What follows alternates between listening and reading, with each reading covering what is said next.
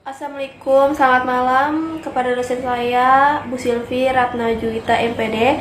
Di sini saya ingin mempresentasikan KTI saya yang berjudul Hubungan Tingkat Kecemasan Postpartum dengan Kejadian Postpartum di Rumah Sakit Cengkareng. Sebelumnya saya ingin menjelaskan apa sih itu postpartum ataupun baby blues. Postpartum itu adalah sindrom gangguan mental yang sering dialami dengan ibu-ibu yang baru saja melahirkan atau semasa nifasnya. Di situ tuh terjadi gangguan psikologi yang sangat berat dari minggu ke bulan karena ibu-ibu sering mengalami depresi karena omongan orang lain terhadap bayinya ataupun rasa tidak percaya diri untuk merawat bayinya sehingga ibu tersebut tidak menyayangi anaknya sendiri. Untuk latar belakangnya bisa lihat di sini. Kenapa sih bisa terjadinya penyebab postpartum? Karena ada rasa kecewaan, emosional, dan rasa sakit pada masa nifas atau awal, kelelahan karena kurang tidur, kurang makan, dan kecemasan pada kemampuannya untuk merawat bayinya. Rasa takut tidak menarik lagi bagi suaminya. Terutama emosional bisa dialami untuk ibu-ibu yang biasanya baru-baru melahirkan, kayak baru pertama kali menjadi seorang ibu berminggu-minggu atau berbulan-bulan, dan biasanya bisa disembuhkan beberapa jam untuk gejala tersebut. Untuk rumus masalah ini saya lebih fokus untuk penelitian dalam pengaruhnya baby blues terhadap ibu hamil yang baru saja melahirkan. Penelitiannya sebagai mencegah masalah baby blues, faktor penyebab, dan bagaimana bisa pengaruhnya baby blues. Tujuannya itu untuk mengetahui bagaimana pengaruh patumbus terhadap ibu yang baru saja melahirkan atau nifas.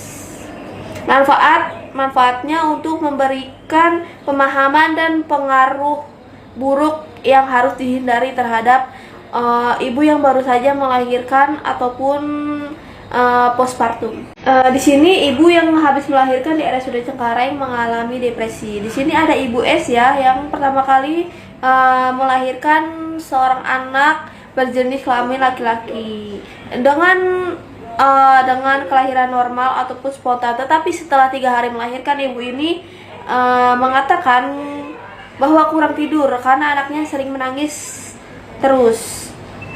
Dan ibu ini juga kurang percaya diri dalam merawat anaknya, maka sehingga dia tidak menyayangi anaknya.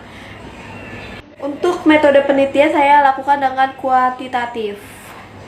Untuk tempat penelitiannya di sini saya lakukan di RSUD Cengkareng tahun 2001. Alasan penelitian saya menggunakan Cengkareng karena kehamilan usia dini paling tinggi di setiap tahunnya. Waktu penelitian itu saya lakukan di bulan April sampai bulan Mei.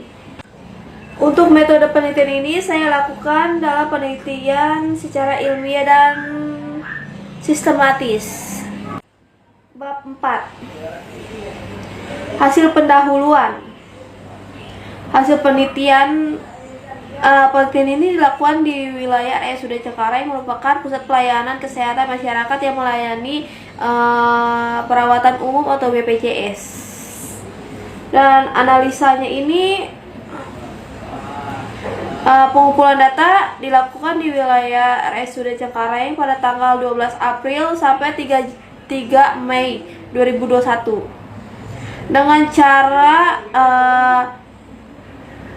membagikan kuesioner yang berisi pertanyaan dengan faktor berhubungan dengan kejadiannya postpartum. Bab 5. Kesimpulannya itu biasanya sering terjadi kepada usia 20 ke bawah ataupun di usia dini karena mereka itu belum siap secara fisik dan mental. Makanya dia mengalami sindrom ataupun penyakit yang bisa disebut dengan postpartum ataupun baby blues. Untuk sarannya, yang pertama untuk remaja, diharapkan dapat memberikan informasi terhadap teman sebayanya untuk menghindari kehamilan di usia dini karena mengakibatkan terjadinya postpartum karena tidak siap mental dan fisik. Yang kedua, bagi RSUD Cengkareng, di sini harus untuk mempertimbangkan kebijakan yang berkaitan dengan standarnya pelayanan yang diberikan kepada ibu postpartum ataupun ibu yang baru saja melahirkan. Dan yang ketiga, bagi bidan di RSUD Cengkareng, diharapkan bidan yang bertugas di Plonik Kebidanan lebih memperhatikan dan mengkaji aspek psikologi ibu postpartum. Untuk ibu bidan RSUD Cengkareng, kita harus bisa melayani ibu yang baru saja nifas atau melahirkan dengan konseling ataupun edukasi biar tidak terjadinya postpartum di usia dini ataupun dengan ibu yang mengalami kegangguan tersebut. Untuk daftar isinya ada di sini, dan itu aja presentasi dari saya. Kurang lebihnya mohon maaf. Terima kasih. Assalamualaikum warahmatullahi wabarakatuh.